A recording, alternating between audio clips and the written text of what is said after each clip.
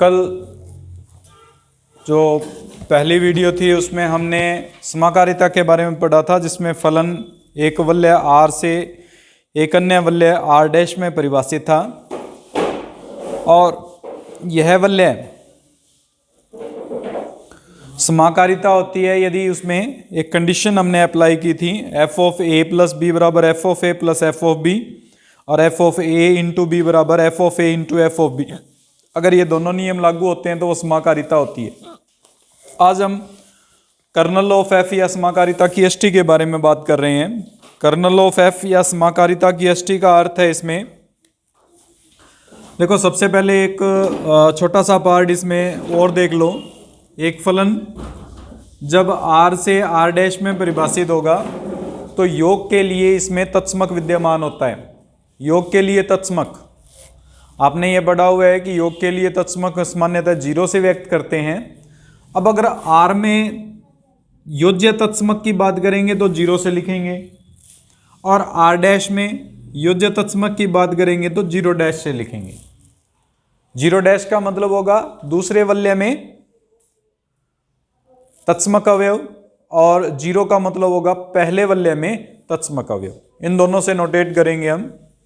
अब यहां पे हमारे पास अगर कोई भी फलन है, कर्नल ऑफ एफ हम डिफाइन कर रहे हैं, तो कोई भी फलन है उसके वो सभी मान जिनका संबंध 0 डैश से है।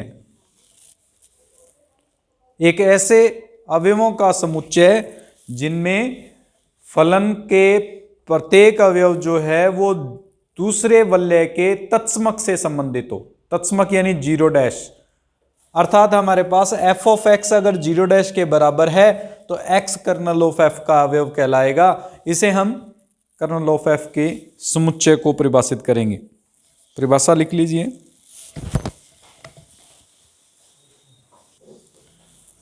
नेक्स्ट टॉपिक है हमारे पास एक वलय का दूसरे वलय में अंतःस्थापन।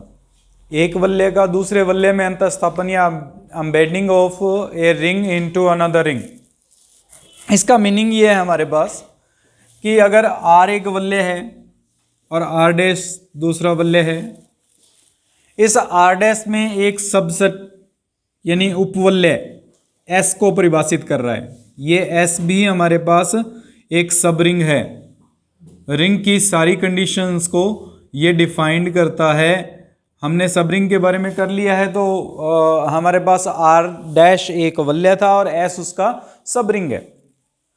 अगर ये आर इस एस के तुल्यकारी हो जाए, तुल्यकारी आर से एस में एक फलन डिफाइन करें और वह फलन जो फंक्शन डिफाइन किया गया है वो 1 भी हो, ऑन टू भी हो, और समाकारिता मॉर्फिज्म की कंडीशन को भी डिफाइन करता हो। अगर ये तीनों कंडीशन अप्लाई होती हैं तो हम आर के एस के तुल्यकारी कहते हैं, अदरवाइज आर एस के तुल्यकारी नहीं होगा।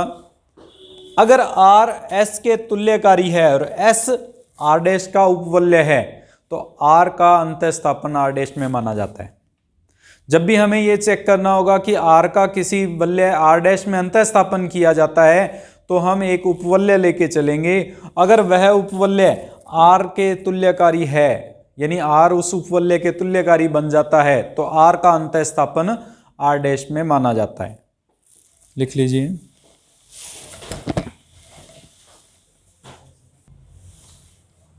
प्रत्येक वलय का एक तत्समकी वलय में अंतःस्थापन किया जा सकता है, ये हमें सिद्ध करना है।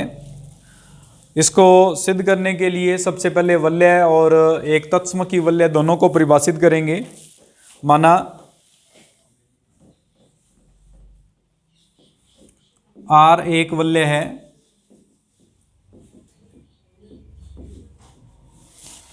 और तथा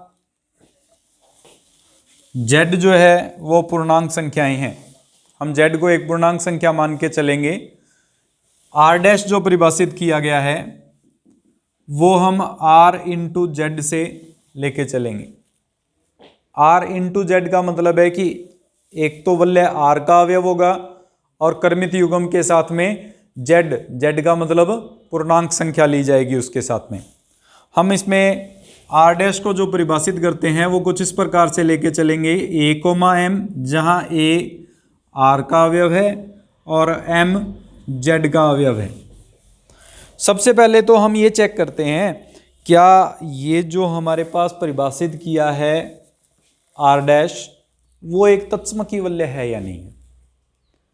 सबसे पहली कंडीशन हमें, क्योंकि हमने आर डैश को अपने अनुसार लिया है, अगर अपने अनुसार लिया है तो क्या ये तत्सम वल्य है या नहीं, इसकी जांच करनी जरूरी है। अगर ये तत्सम वल्य बनता है तो इसका एक सबसेट लेके चलेंगे। फिर हम ये चेक करेंगे कि क्या आर से उस उपवलय में, जो हम उपवलय परिभाषित करेंगे उसमें एक फलन जो है वो अकेकी, आच्छादक और समाकारिता तीनों की कंडीशन को सेटिस्फाई करता है या नहीं करता।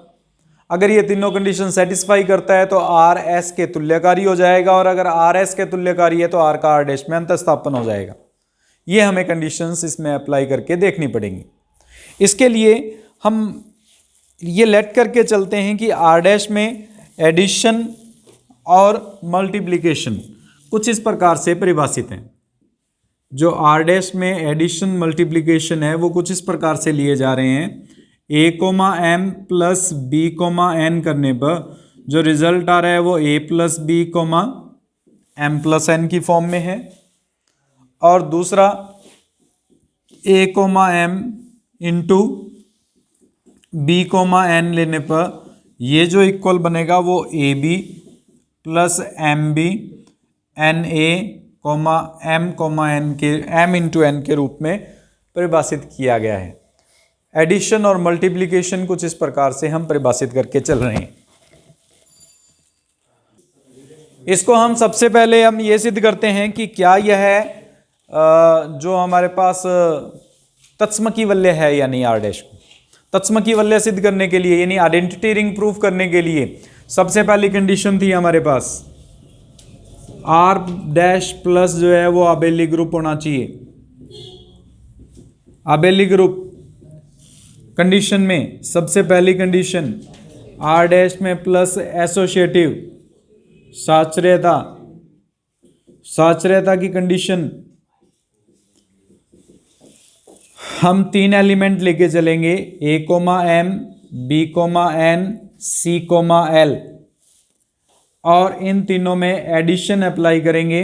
पहले इन दोनों को ऐड करके हम फिर बाद में प्रूफ करेंगे कि थर्ड को भी ऐड किया जा सकता है। इसको प्रूफ करने के लिए ए कोमा एम प्लस इसका जो हमने नियम पढ़ा हुआ है उसके अनुसार फर्स्ट एलिमेंट में फर्स्ट एलिमेंट और सेकंड एलिमेंट में सेकंड एलिमेंट ऐड हो जाता है। फिर से इन दोनों को ऐड करेंगे तो फर्स्ट एलिमेंट में फर्स्ट एलिमेंट और सेकंड एलिमेंट में सेकंड एलिमेंट ऐड कर देंगे। इसको सॉल्व करें तो ये लिखा जा सकता है A plus B comma M plus N plus B comma L C comma L के रूप में। ये जो पार्ट है वो बन जाएगा A comma M plus B comma N plus C comma L, जो एसोसिएटिव प्रॉपर्टी को प्रूफ करता है। लेकिन इन दो को हम पहले ऐड करें, रिजल्ट हमारे पास सेम रहेगा, यानी एसोसिएटिव है। सेकंड कंडीशन के अकॉर्डिंग हमारे पास आइडेंटिटी है।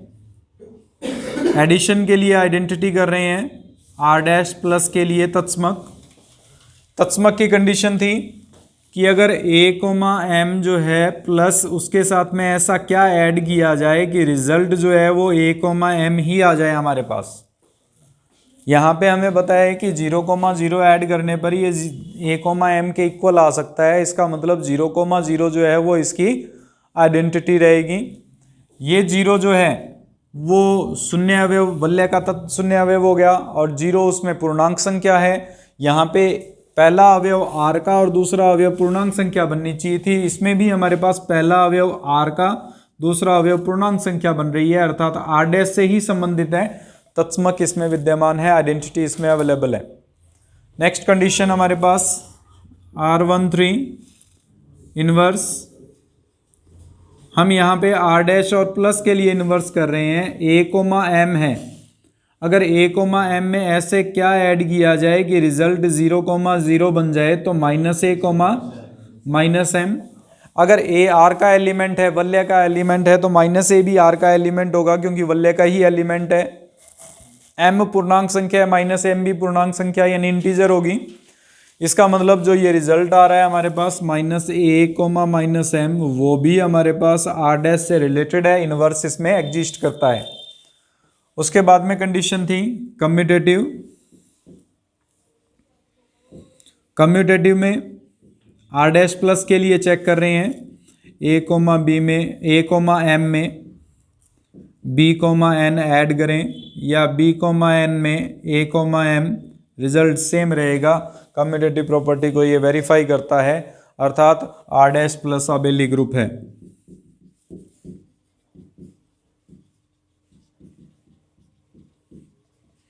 फिर सेकंड कंडीशन, सेकंड में first part R dash into के लिए हम एसोसिएटिव प्रूफ करेंगे,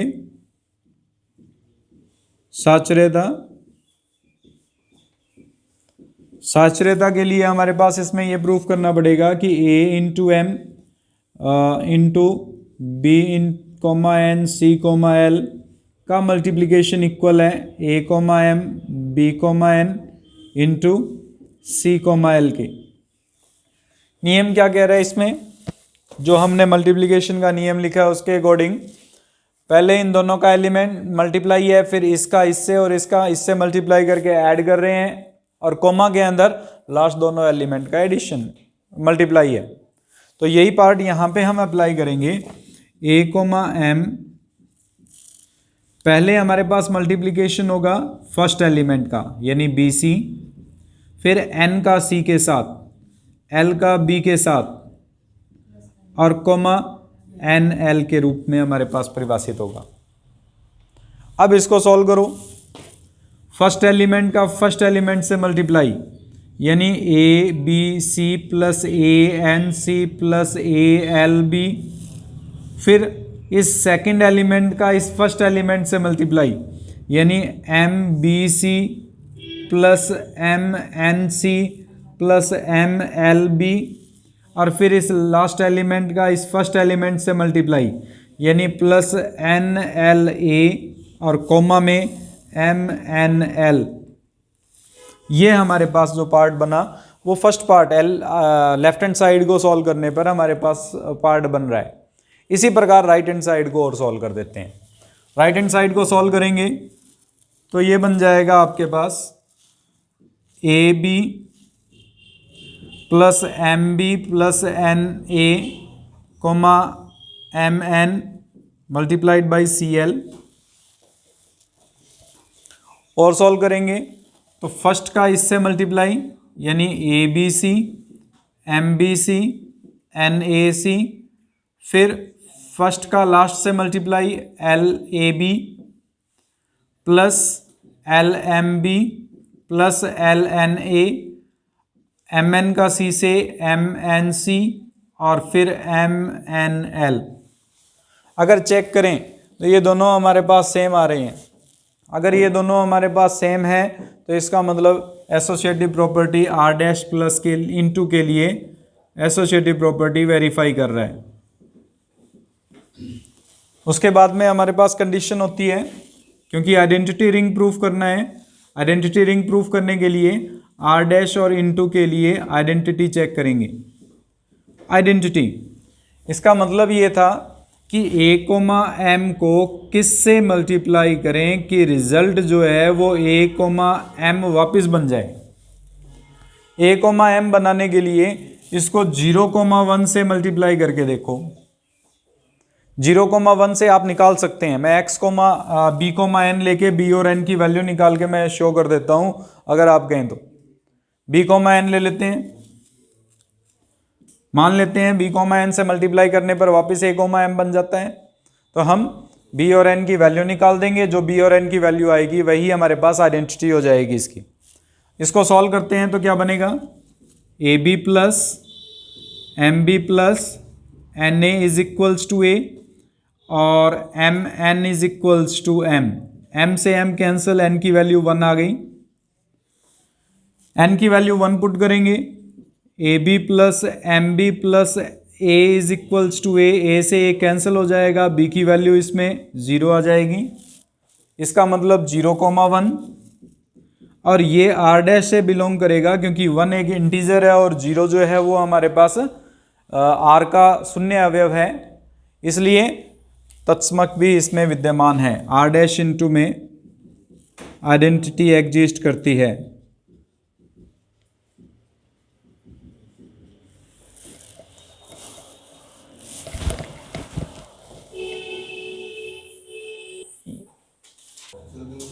इसमें आगे कर रहे हैं हम, इसमें हमने मल्टीप्लिकेशन के लिए भी तत्समक और साचर्यता सिद्ध कर दी है। अभी हमें बंटनता गुणधर्म और सिद्ध करना है। इसमें अगर बंटनता गुणधर्म यानी डिस्ट्रीब्यूटिव प्रॉपर्टी और अप्लाई होती है तो यह तत्समकी वलय बन जाएगा। इसके लिए r डैश प्लस और इनटू के लिए बंटनता डिस्ट्रीब्यूटिव प्रॉपर्टी, इसके अकॉर्डिंग हमारे पास जो कंडीशन बनेगी उसके अकॉर्डिंग a, m मल्टीप्लाई करेंगे b, n plus c, l से, और हमें प्रूफ करना है कि ये जो रिजल्ट आएगा वो a, m b, n plus a, m c, l के इक्वल है। पहले इसको सॉल्व कर लेते हैं। a, m मल्टीप्लाई करेंगे तो ये बन जाएगा b plus c, n plus l। Multiply कर देते हैं इसको।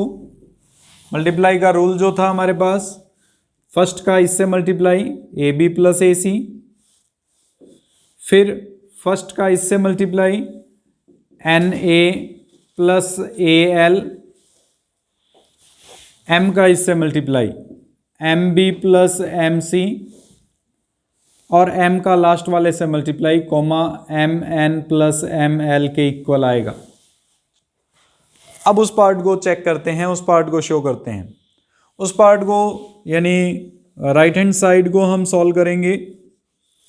ये बनेगा हमारे पास a into B plus M B plus N A M N plus A C plus M C plus L A M L.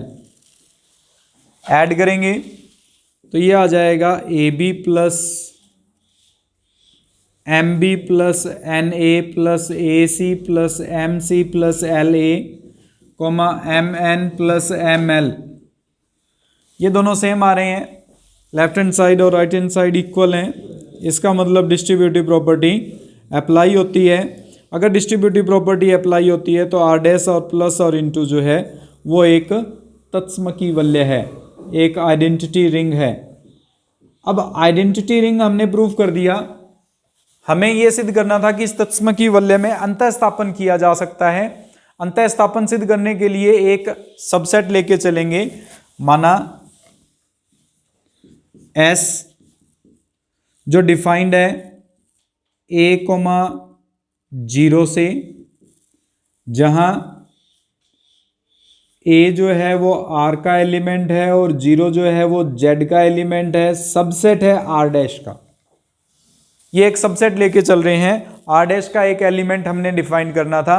हमने लेट कर लिया कि फर्स्ट एलिमेंट a बन रहा है और सेकंड एलिमेंट 0 बन रहा है। 0 एक इंटीजर है और a जो है वो r का एलिमेंट है। इस प्रकार से जितने भी एलिमेंट्स बनेंगे वो सारे S में आते हैं। यानी सेकंड एलिमेंट जिसमें 0 आता है वो सारे के सारे एलिमेंट्स किस में आ रहे हैं? S में विद्यमान है। अब हमें क्या प्रूफ करना है? तत्समकी वलय का अंतःस्थापन। अंतःस्थापन तभी हो सकता है जब S एक उपवलय बन जाए। पहले हम इसको उपवलय सिद्ध करेंगे। उपवलय सिद्ध करने के बाद में R और S को तुल्यकारी सिद्ध करेंगे। अगर R और S तुल्यकारी होगा तो उसके बाद में हम कह सकते हैं कि R का R डैश में अंतःस्थापन किया जा सकता है। इसको प्रूफ करने के लिए सबसे पहले उपवलय की कंडीशंस जो थी जिनसे हम S को उपवलय सिद्ध कर सकते हैं। माना हम लेट करके चलते हैं a, 0 और b, 0 S के एलिमेंट हैं। अगर a, 0 प्लस b, 0 सब्ट्रैक्ट करेंगे हम माइनस करने पर ये रिजल्ट बनेगा a माइनस बी कोमा 0, जो कि s का ही एलिमेंट बनेगा, क्योंकि a माइनस बी r का ही एलिमेंट आएगा और 0 जो है वो हमारे पास एक इंटीजर बनेगा। फिर a कोमा 0 और b कोमा 0 का मल्टीप्लाई करके देखेंगे। अगर a कोमा 0 का b कोमा 0 से मल्टीप्लाई करते हैं तो ये बनेगा ए बी, बाकी सारे 0 बनेंगे, कोमा 0 जो कि s का ही एलिमेंट बन रहा है। अर्थात दो एलिमेंट लिए, दोनों का सब्ट्रैक्शन और दोनों का मल्टीप्लीकेशन s में ही बिलोंग करता है। s उपवलय है, सब रिंग है, सब रिंग की कंडीशन को सेटिस्फाई करता है। अगर ये उपवलय है तो हमें यह सिद्ध करना है कि r और s तुल्यकारी हैं। तुल्यकारी सिद्ध करने के लिए एक फाई परिभाषित करते हैं जो r से s में डिफाइंड है। फाई ऑफ a बराबर a कोमा 0 के रूप में। a r का एलिमेंट है और a कोमा 0 हम रिजल्ट मान के चल रहे हैं। हमें यह सिद्ध करना है कि यह तुल्यकारी है। तुल्यकारी के लिए तीन कंडीशन। सबसे पहले फाई समाकारी। समाकारी में हमारे पास कंडीशन थी phi of a plus B लेके चलेंगे। Phi of a plus B को हम a प्लस बी कोमा 0 लिख सकते हैं, जिसको a comma 0 plus B comma 0 के रूप में लिखा जा सकता है। ये फाई ऑफ a बन जाएगा और ये फाई ऑफ b बन जाएगा। अर्थात phi of a plus B जो है वो phi of a plus phi of b के इक्वल है। सेकंड कंडीशन मल्टीप्लिकेशन की थी। मल्टीप्लिकेशन के according phi of a into B हम कैलकुलेट करेंगे। अगर phi of a into B निकालेंगे तो ये ए बी कोमा 0 बनेगा। और अभी अभी हमने इसको चेक किया था या प्रूफ किया था, a कोमा 0 और b कोमा 0 के इक्वल है। इसका अर्थ हो गया कि phi of a into phi of b के इक्वल है। सेकंड कंडीशन भी समाकारिता की शर्त का पालन करती है, अर्थात फाई समाकारी है। फिर हम प्रूफ करेंगे कि फाई अकेकी। अकेकी के लिए phi of a is equals to phi of b लेके चलेंगे, यानी a comma 0 equals to b comma 0, जिससे a is equals to b हमारे पास रिजल्ट आ रहा है। अगर a equals to b only result आता हो तो फाई अकेकी होता है। फाई आच्छादक।